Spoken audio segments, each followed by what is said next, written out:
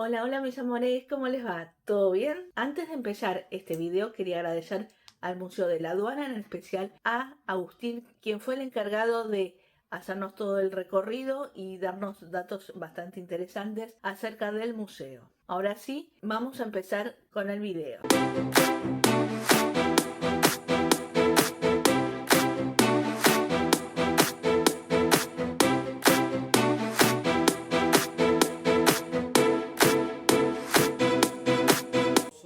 Y que generalmente se suele dividir según los convenios que se hagan entre la empresa que importa y la empresa que exporta, digamos. Pero es un proceso sumamente complejo que está regulado por distintas entidades internacionales, digamos. La carga era en sacos, cajas de madera, toneles. Sí. Un barco podía estar meses atracado mientras lo descargaban, con lo cual, bueno, o sea, había que descargar eso, ponerlo en las bodegas de almacenaje, que son todos los edificios de ladrillo a la vista que vemos hoy en Puerto Madero. Que esos son de 1890. Y desde el exterior. Entonces la quiere ingresar a la Argentina, pero con todos los detalles así detalladas, pero como tratando de ingresarla, qué sé yo, como Nike o Adidas o no sé, la marca de zapatillas más conocidas que te vayas acordando ahora. Entonces, en vez de zapatilla sería el violín, que quisieron ingresarla como el original. Por ejemplo, la zapatilla falsa, ingresarla como Nike. Lo mismo, pero en violín. Están restaurados y refuncionalizados. Sí, increíble. Pero bueno, ahí la aduana hacía los controles, claro. Todo lo que era grano y comida se pesaba, se clasificaba, se embolsaba. Cuando la aduana lo aprobaba, eso después en carretones cruzaba los puentes y ya estando de este lado de la ciudad se liberaba la mercadería para que recorriese el territorio nacional. Claro. Pero bueno, toda esa logística de estar bajando, subiendo puentes para que los barcos que crucen las carretas, claro. Los camiones o lo que fuese, hacía que fuese todo muy lento, muy engorroso y aparte, como comentaba, también los barcos de gran calado tampoco podían pasar por esos muelles.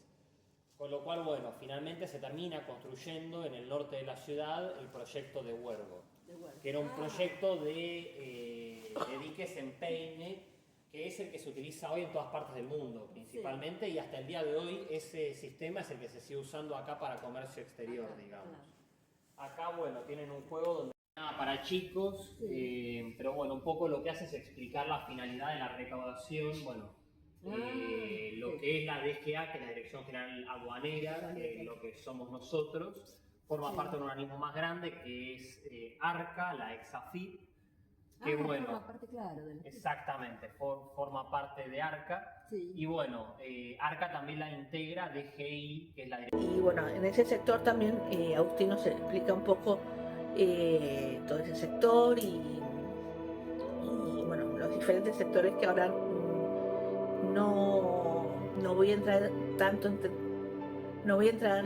en detalles porque prefiero que el mismo Agustín te lo cuente. Pero básicamente el museo, aunque sea chiquito, muy interactivo, con mucha información.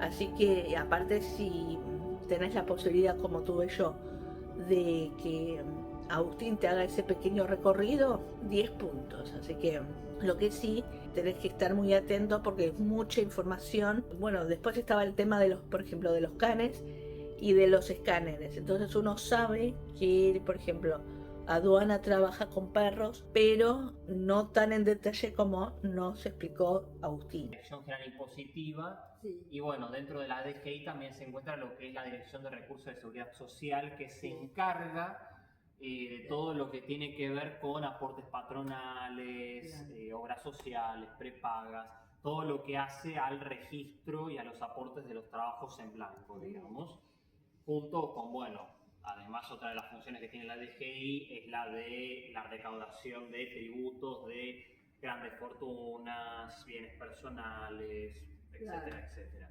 Pero bueno, la principal finalidad de ARCA es ser una caja recaudadora que es autártica y que corresponde al Ministerio haciendo de economía, digamos, y bueno, de ahí lo que se recauda se comparticiona y se distribuye al resto de las provincias y ministerios.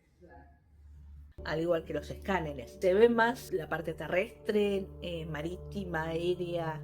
Bueno, uno conoce más la parte de cuando uno se va de viaje en avión, esos escáneres. Bueno, también toda la información detallada dejo que Agustín te la cuente. Yo te di un pantallazo general, es muy bueno el museo, te lo recomiendo que vayas, acordate. Está en Aso Pardo 350 a 150 metros aproximadamente de la Casa Rosada.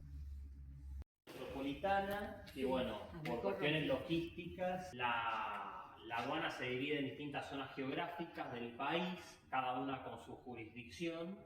Y bueno, destacamos acá Metropolitana porque al tener vía directa a lo que es el Río de la Plata, entre el 70 y el 80% de lo que se recauda y de lo que ingresa a este territorio lo va a hacer a través de algunos de los puntos aduaneros en este territorio. Sí. Con lo cual, bueno, tenemos dentro de lo que es aduana metropolitana, todo lo que es las terminales del norte, del sur de la ciudad, seguramente las habrán visto yendo para el lado de San Isidro, para el lado de Avellaneda.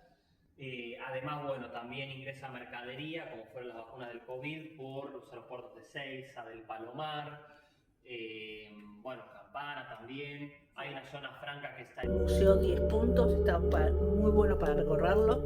Es chiquito, pero con mucha historia, mucha información desde los orígenes de la aduana hasta nuestros días. La Plata, y después, bueno, también están los regímenes de aduanas domiciliarias que, bueno, para aquellas empresas que exportan el equivalente a 100 millones de dólares o más, ellas tienen su propia aduana en su propia oficina. Esto es lo que empresas y organizaciones privadas que se dedican a lo que es el comercio exterior. Claro, claro, tiene que ser en combinación con otros países. Exactamente. Exactamente, y bueno, aparte cada país tiene sus propias licitaciones con respecto a qué mercaderías deja ingresar o no y bajo qué características sanitarias. Bueno, acá tenemos una antigua colección de objetos relacionados al organismo. Algunos, bueno, son comunes de varias oficinas, digamos, como pueden ser las perforadoras, pero bueno, también tenemos credenciales antiguas. Este es mi review, mi opinión acerca del museo, así que por este video ya te dije mi opinión, mi review.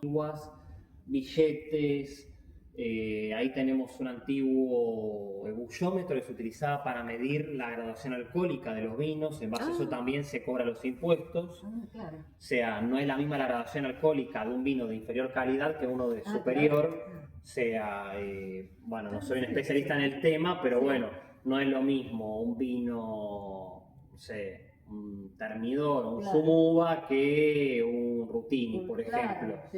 Se entiende que, bueno, a mayor nivel alcohólico, menor gusto a uva y inferior calidad, digamos. ¿Ese bolillero para qué? Ese bolillero se utilizaba antiguamente para tomarle exámenes a los ingresantes del organismo, para que fuese azaroso, y a veces también se utilizaba para definir lo que eran las guardias. Interesante. Hay muchas cosas que uno no sabe. Desde Paseo Colón y Alem hasta lo que es la actual reserva ecológica es tierra que se ganó al río. Él fue el que aprobó el proyecto de relleno, que bueno, había dos proyectos que pujaban por esa licitación en la época. Uno fue el de Huergo y otro fue el de Madero. Obviamente terminó ganando Madero, por eso el nombre que hoy tiene el barrio. Pero fue un proyecto que fue bastante disputado porque el tema es que hasta principios del siglo XX, 1900, había mucho problema para el atraco de barcos en estas zonas, porque era una zona muy baja. Acá, por ejemplo, esto es una litografía de 1800, están como que te diga 400, 500 metros alejado porque de la no costa. Tenían, ¿cómo se llama? ¿Había poca agua? Por eso había poca agua, exactamente. Los barcos de gran calado encallaban. Encallaban, eso. Con lo cual, para el arribo de turistas, de pasajeros y de mercaderías era bastante complejo. Hubo muchos proyectos